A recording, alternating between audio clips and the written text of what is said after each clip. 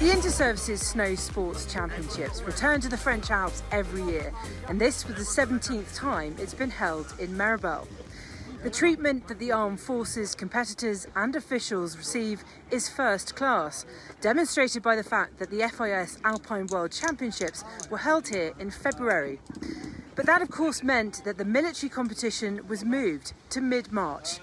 That in itself was a logistical challenge, but it's proven to be a tough year for the organisers all round. However, through adversity, the community spirit has shone through, whether that's been the wider service community or just within each discipline.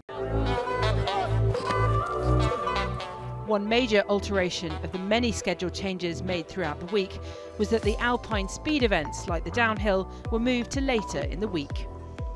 This is the downhill, the blue ribbon event for these championships, and the speeds that these guys and girls get up is incredible. What happens is they do two runs. They've already done a protocol timing run, and this is the run for real. The first run is just in case the second run can't be done. But I'll pan round. You can see the start gate here with a lot of the competitors ready to go. There's about 50 odd races that are going to go down, and the fastest will get down in under a minute and a half, so pretty impressive considering how high up we are. In speaking to one of the first time racers, we discovered just how fraught with danger this speed event is. At the top it's complete nerves really, because obviously you want to do as well as you can for the team and everything, but as soon as you go through the gate you're perfectly focused. So it's basically at the very start you want to get into your tuck and just gather as much speed as you can. As soon as you've sort of gone past that straight bit and you've got all your speed, it's just focusing and making sure your line's right. And for you, did you manage the turns okay? Did they go? Yeah, right? you kind of get a little bit of air on that bit, so that's sort of always a little bit daunting. But this one's the most nerve-wracking for me personally, because you can't see where the next gate is, and that can throw a lot of people off. All right, so you're coming down this section now. Are the legs starting to ache, or is that not something you have to worry about?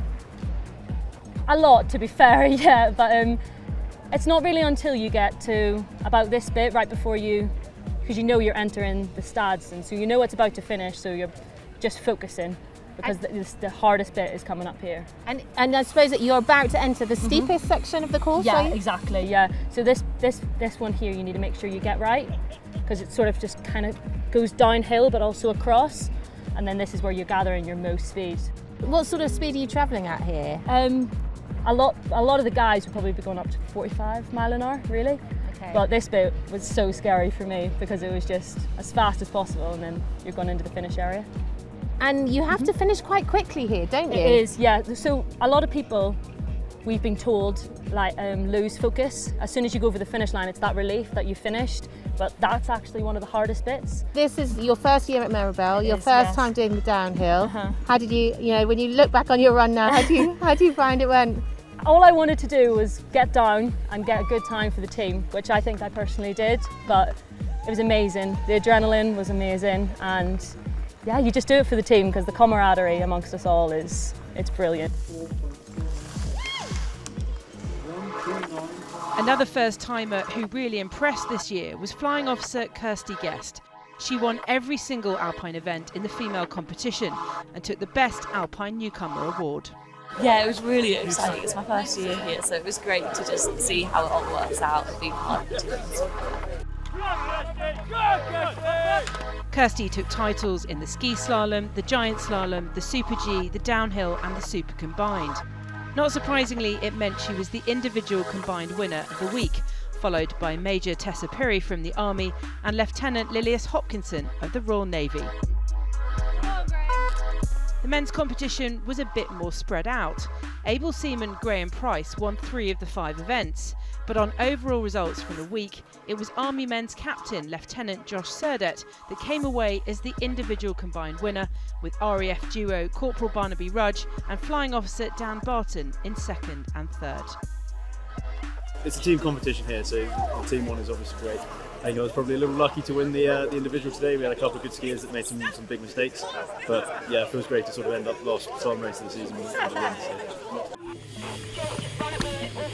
So. Able seaman Meg Ritchie, who we met earlier, touched on the crucial teamwork involved, with constant communication between competitors and coaches at the top and the bottom of the run. Your second float. But this camaraderie isn't unique to Alpine. It's evident at all levels of all three disciplines. You were there at the beginning, is it fair to say? I think it feels more like the grandmother of telemark these days. Just brilliant. It's been so exciting to come back, and also just so exciting to have a full girls competition or a full women's competition. Has been brilliant, and something that the entire telemark community has been working on for a number of years now. So it's great to see everyone's big work efforts and energy pay off finally. This was a historic year, with all three services represented in the women's telemark competition, and promising signs for the future, with 2 Army officer cadets from Exeter University racing very well. It was kind of started a couple years ago by one of the officer cadets, and we started going out on Telemark Titan, and it's been continued through by some of the officers. This year it was done by Captain Marty Adams. He took out a group of us to PLV who had never telemarked before, gave us the opportunity to give it a go, and it's taken on massively. So loads of girls have come through as well. We had 5 females out there this year, so it's been great. The family feeling that exists within the team is personified by Wing Commander Adam and Flight Lieutenant Sarah Shave, a married couple both competing for the RAF. But if Claire Thomas is the mother or grandmother of telemark, then James French is the king. The Royal Navy Lieutenant won 3 of the 4 events, whilst also getting himself on the podium in a couple of the Alpine events. Continuing along the family theme, his loudest supporter was his wife. Yeah, it's been a long week. It's been good, ups and downs, but the second half of the week's been pretty good. So happy overall. Well, it seems as if you've maybe covered more miles than anyone else. How does the body feel? He's certainly tired. It's been a long day. We've had early starts with the Alpine most mornings, and then long days. But I'm glad for a rest at this weekend, I think. Going absolutely huge over the jump there. James took the top spot in the Telemark Classic, a truly brutal race that was featured live at this year's championships. So let's have some support for Lieutenant James French of the Royal Navy. And apart from the podium winners, there's one man who really stands out on his telemark skis. So the blue's from my helmet, and the 75 is from the equipment I use. I'm the only person who skis on 75mm bindings. Explain the difference. What does it mean? Okay, so this is my ski here. It's a cable binding. It basically forces my foot in there and clips around the back of my heel. The majority of people are skiing on the new NTN bindings, which hold the whole of the bottom of the boot in this contraption here, which gives a much firmer grip to the boot and more lateral control on it as well. So does that give people an advantage, do you think, if they've got this? You will find that pretty much everybody who ski races on telemark will be using that kind of binding nowadays. So it begs the question, why are you still using this one? Right, so I started to ski on these before those were invented. I skied for 10 years on these. I had a break, and then I started telemarking again to do the racing here. And I carried on with what I was used to. I have tried the NTN, but it doesn't work for me, so I've stuck with that.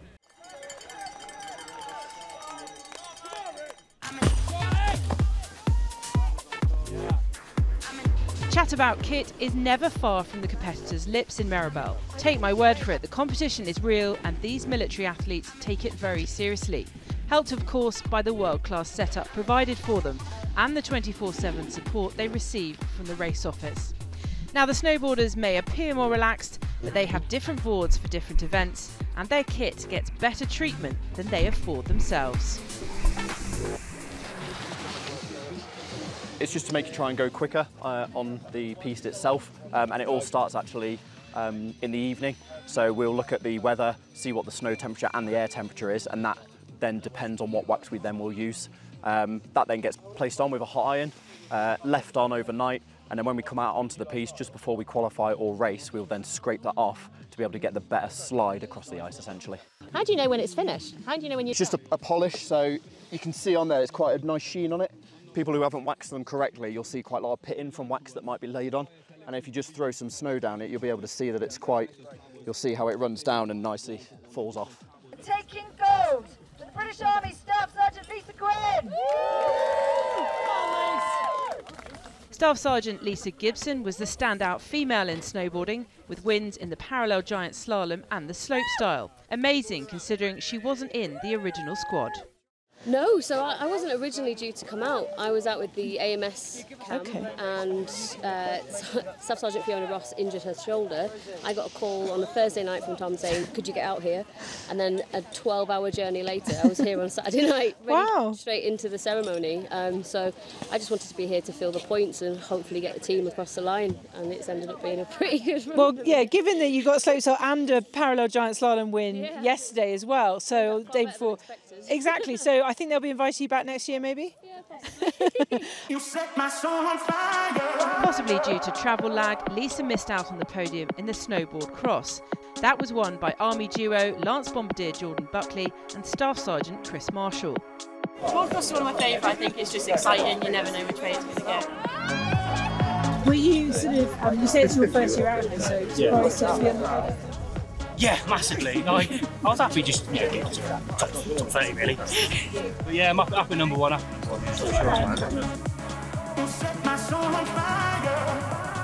Autocross always provides some drama early in the week.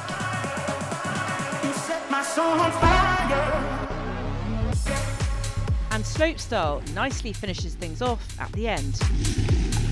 Every rider gets 2 runs to impress with their tricks and jumps and get as much air as possible, and then I think they take an aggregate score of those 2 runs, and that comes up with the podium places. But across the week, things don't always run as smoothly as these pictures would have you believe.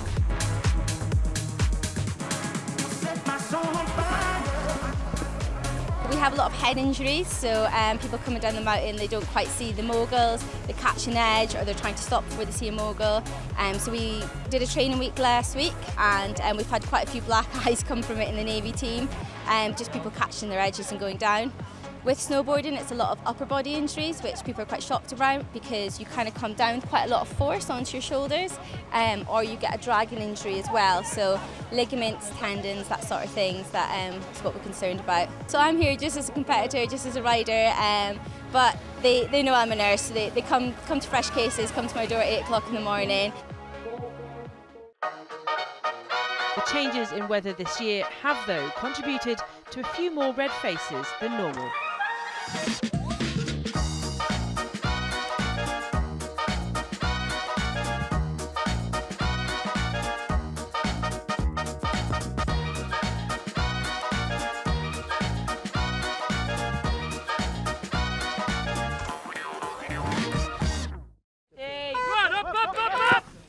Thankfully, nothing too serious happened to any of the athletes involved in these incidents.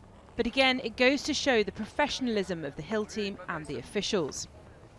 Military snow sports have already produced a large number of athletes who've gone on to represent their country. And it just so happens that another Paralympic hopeful was in Meribel this year. Lance Corporal Jack Silverwood from the Armed Forces Para Snow Sports team only started snowboarding 20 months ago. I jumped out of a tree in Germany, like into some water, and on the way down a rope caught my arm and just tore my arm off. Amy Richardson caught me in the guard room. I was going to pick up some COVID tests, and she chased me out in the guard room, and I'd had a bit of a week where I'd been in a lot of trouble. And then I thought, oh, what have I done now? And then she just turned around and she says, oh, you've got an arm off, do you want to come snowboarding? And next thing I knew, we were in Castleford snowboarding. I loved it. I like aggressive snowboarding, big turns and kicking a lot of powder up. And a Paralympic hopeful? I hope so, yeah. I don't want to say yeah, but you know, I'd like to. Well, good luck. I'll get a blast. Good luck. I enjoyed watching you snowboard down, so I'm going to, enjoy watching the rest of the week. Thank you very much. Merci beaucoup, as I say here. It's really no surprise that the athletes make the competition what it is, but they are ably and willingly supported by an army of behind-the-scenes staff and friends of the ISSSC. And despite all the challenges, this was another successful year in Meribel, and I'm sure the slopes are already booked for next year. So all that remains from me is to say thank you for watching. Maybe it's given you a taste of mountain air now that you've seen what you can do with it.